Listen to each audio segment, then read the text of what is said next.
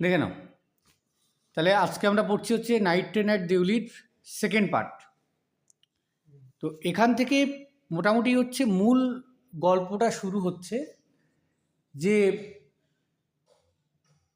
কিভাবে মেয়েটার সঙ্গে লেখকের মানে সম্পর্ক হলো, দেখা হলো, তার প্রতি একটা ইনফ্যাচুয়েশন বা মোহ বা মায়ার সৃষ্টি হলো।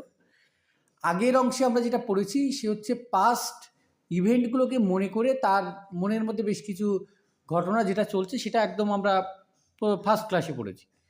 দেখে নাও, আই ওয়াজ 18, মনে রাখতে হবে আমার বয়স ছিল 18 বছর। Visiting my grandmother,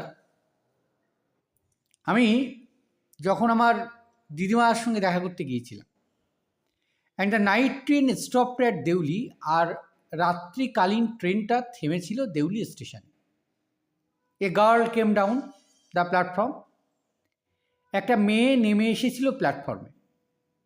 selling baskets, সে ঝুড়ি বিক্রি করছিল। মনে রাখতে হবে মেয়েটি কী বিক্রি করছিল, ঝুড়ি বিক্রি করছিল। ইট ওয়াজ এ কোল্ড মর্নিং, এটা ছিল শীতের সকাল।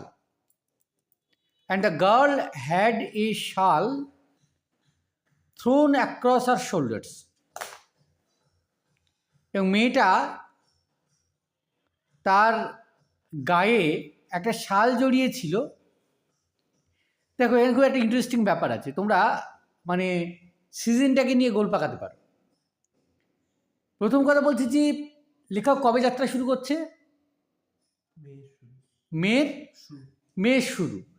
মে মাস মানে কি? গরমকাল, কিন্তু সামার ভ্যাকেশান। কিন্তু উনি যখন পাহাড়ে পৌঁছচ্ছেন তখন বলছে সেখানে শীতকাল। তো তোমরা যেন ভুলেও এটা ভেবো না এটা অটাম বা এটা স্প্রিং বা এটা হচ্ছে উইন্টার। এটা কিন্তু সামারই, এটা কিন্তু মাথায় রাখতে হবে, গোলাবে না। কারণটা হচ্ছে যে পাহাড়ি অঞ্চলে সবসময়ের জন্য টেম্পারেচার কম থাকে, মাথায় রাখতে হবে।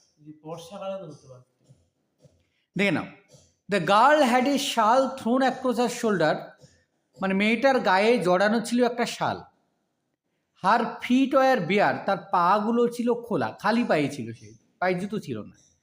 And her clothes were old, তার জামা কাপড়গুলো ছিল পুরনো। But she was a young girl, কিন্তু সে ছিল একটা যুবতী মেয়ে। Walking gracefully and with dignity, মানে নিজস্ব মর্যাদায় এবং খুব মনোরমভাবে সে হাঁটছিল, মানে যার নিজের একটা আত্মসম্মান বোধ রয়েছে, তার চলাফেরার মধ্যে কিন্তু সেটা প্রকাশ পাচ্ছিল। When she came to my window, যখন মেয়েটি এলো আমার জানালার কাছে, শি স্টপ, মেয়েটি থেমে গেল।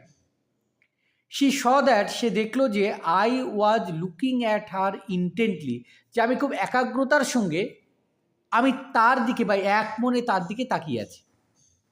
But at first she pretended not to notice, কিন্তু প্রথমেই সে ভানটা এমন করলো যে তাকে মানে সে আমাকে দেখছে না। শি হ্যাড এ পেল স্কিন, তার চামড়াগুলো ছিল বিবর্ণ। Set off by shiny black hair, আর তার চুলগুলো ছিল উজ্জ্বল কালো রঙের। অ্যান্ড ডার্ক ট্রাভেলড আইস, তার চোখগুলো ছিল কালো এবং সমস্যাপূর্ণ। অ্যান্ড দেন দোজ আইস, আর তারপরে সেই চোখগুলো searching and eloquent met mind, যা খুঁজে বেড়াচ্ছিল, যা ছিল চমৎকার, আমার সঙ্গে তার সাক্ষাৎ হলো, মানে চোখাচোখি হলো। Met mine. She stood by my window for some time, সে কিছুক্ষণ আমার জানালার সামনে দাঁড়িয়ে থাকলো। And neither of us said anything, আমাদের কেউ আমরা কোনো কিছু বললাম না।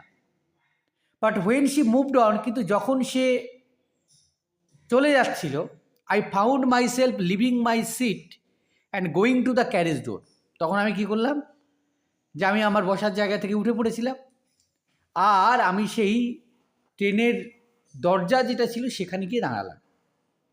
And stood waiting on the platform looking the other way,